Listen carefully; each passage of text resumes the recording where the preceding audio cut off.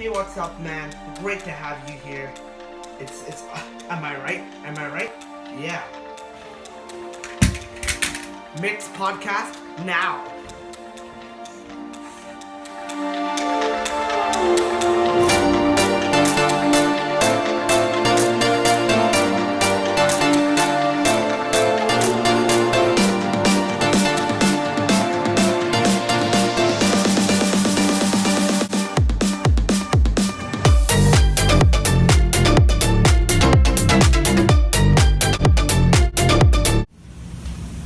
What's up, guys? It's me, Aneesh, for the Mythology podcast here.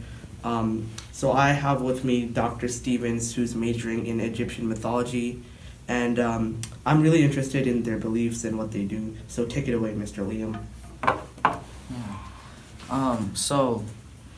The Egyptians, so the myths come from the ancient Egypt, so a very long time ago, of course. They believed in afterlife, and the duat, so a duat is a word for the underworld, so they believed in the afterlife, and afterlife might be even more important to them than actual life. And Egyptian gods played roles to guide in their souls, the souls of the dead through afterlife. And they prepared the people for the journey in the afterlife. Something about that. Yeah. So I know a little bit about Egyptian mythology, and I want to ask you if what I'm doing is right. So I know a little bit about the clothes. So I guess they were mostly made from linen because flax seeds were really readily available in the harsh Egyptian climate, and moreover, they valued jewelry more than the clothes themselves because they thought they would ward off evil spirits and help guide them to the afterlife. And also, the jewelry would symbolize their power and status in the Egyptian culture, and that's why they valued jewelry so much. And also, I heard that the scarab symbolized rebirth in Egyptian mythology. So that's one thing that I know now, I guess. So that's good. Thank you, Mr. Liam, for going on the podcast. Next up is Dr. Amen from Utah University.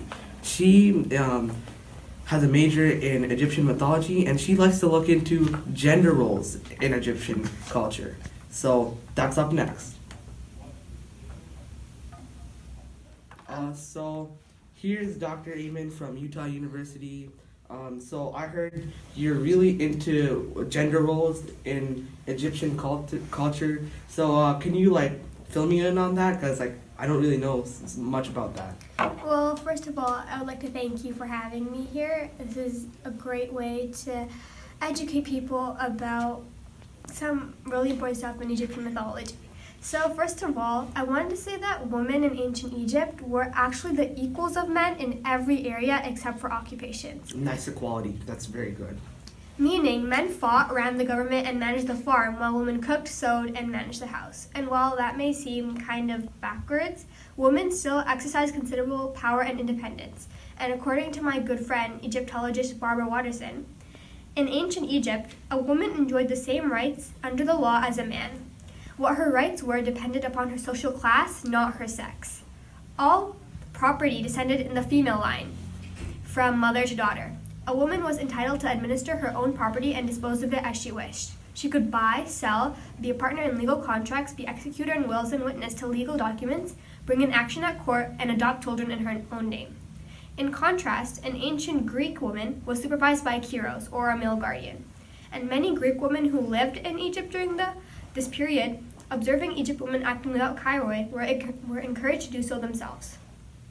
In short, an ancient Egyptian woman enjoyed greater social standing than many women of other societies, both ancient and modern. So as you can see, Egypt was far ahead of its times. While women in other places were treated like property, ancient Egypt women were actually considered equal to men. They could they had the right to divorce, they had the right to the house if the men initiated the divorce, stuff like that. Even in their religion, their gods were both male and female, who were all equally important, unlike in Greek mythology where it was Zeus, Poseidon, and Hades who were all knowing. And women, they could marry whoever they wanted. It was never organized by like the men of the household. And even in today's world, abortions and birth control are a debated topic. However, in ancient Egypt, all women, married or unmarried, were given the right to abortion and birth control.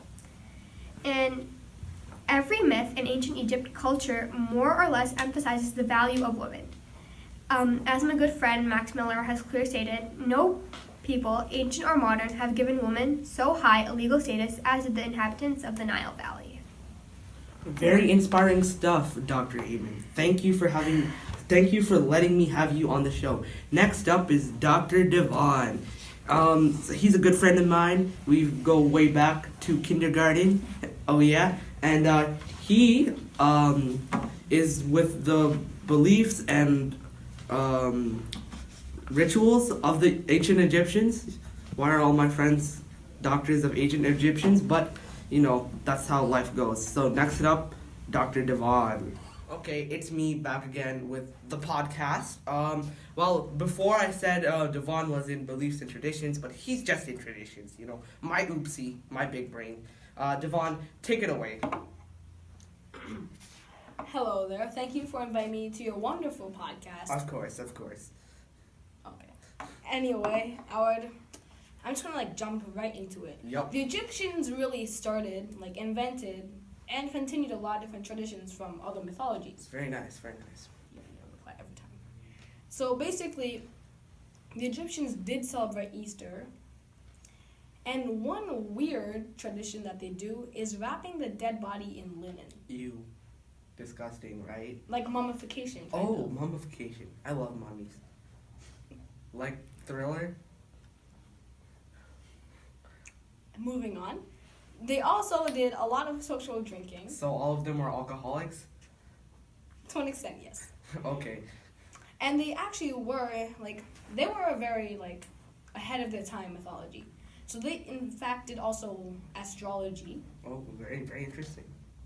Yeah. They also did some wrestling as a pastime. Well, like WWE, was Roman Reigns fighting in Egyptian? No. Oh. He's one. Anyway, moving on. They did have the wedding ring in their time.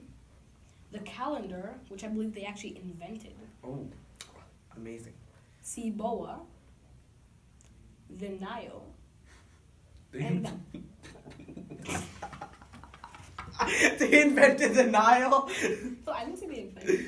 Okay, whatever. They're a tradition. Anyway, also the Eye of Hours. You mean Horus? I mispronounced that. The Eye of Horus. Very nice. Thank you, Dr. Devon, for this very accurate information. I'm sorry, what? Okay, so guys, so we've picked one of the cream of the crop of Egyptian mythology, and we've stumbled upon Atum the Creator. So let's start off with Eamon to explain us the intro of the story. So Adam the Creator is basically the first story in Egyptian mythology, you can say, because it's how everything came to be. So the introduction starts with Adam. He was the first thing to be created. He just created himself through the water. So he was very lonely. He just roamed, because Earth before was all water. So he just roamed the Earth alone. And so he created children. He created Shu. He was the dry air god. And then he created his daughter Tefnut, who was the moist air god. And together, Shu and Tefnut had two children called Geb, the earth god, and Nut, the sky god. Very Alabama. So I've read this story many times, and the rising action would be that Geb and Nut are always together. They're always hand in hand, and they're never separating. And Shu becomes angry because when earth and sky are together, they're smushed together, nothing can grow in between. So he becomes angry, and he decides that nothing can grow in between them.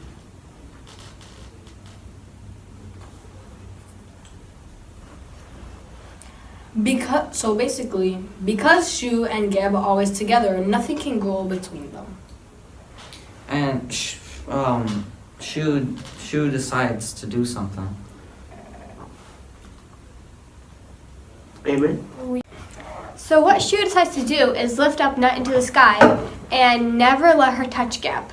But the two siblings secretly meet up and have 5 children together.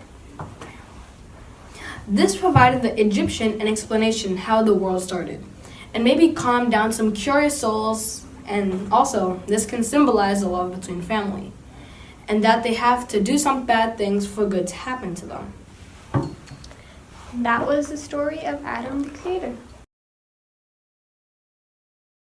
Although the Egyptians did not have as much technology or as much social opportunities, they were still very similar to our modern culture.